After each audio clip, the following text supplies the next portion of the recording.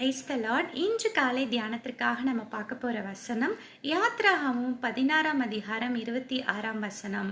நீ உன் தேவனாகிய கர்த்தருடைய சத்தத்துக்கு கவனமாய் கேட்டு உன் பார்வைக்கு செம்மையானதை நீ செய்து அவர் கட்டளைக்கு செவி கொடுத்து அவருடைய நியமங்கள் யாவையும் நீ கை கொண்டால் நான் எகிப்துக்கு வரப்பண்ணின வியாதி ஒன்றையும் நான் உங்களுக்கு வரப்பண்ணேன். ஒரு அருமையான வாக்குத்தத்த வசனம்.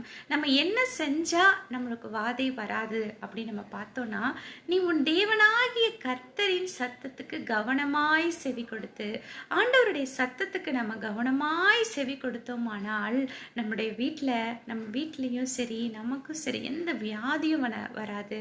ரெண்டாவது நம்ம என்ன செய்யணும், அவருடைய கட்டளைகளை நம்ம கை கொள்ளணும்.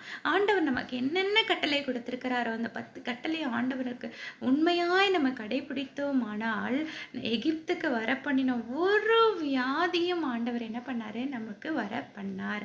அந்த வியாதிகள் இருந்தாலும் அதுல இருந்து அவர் நம்ம காக்க அவர் வல்லவராய் இருக்கிறார். அருமையா ஃபாதர் பாடுவாங்க, ஏகோவா ரஃபா, ஏகோவா ரஃபா, சுகம் தந்தீரே நன்றி ஐயா. ஆண்டவரே சுகம் தர அவர் வல்லவராய் இருக்கிறார். உங்க வியாதிகளை உங்களை விட்டு எடுத்து போட வல்லவராய் இருக்கிறார். நீங்க அதுக்கு அவருடைய கட்டளைகளை கை கொள்ளணும். அவருக்கு என்ன பண்ணணும், அவருடைய சத்தத்துக்கு கவனமாய் செவி கொடுக்கணும். Have a nice day.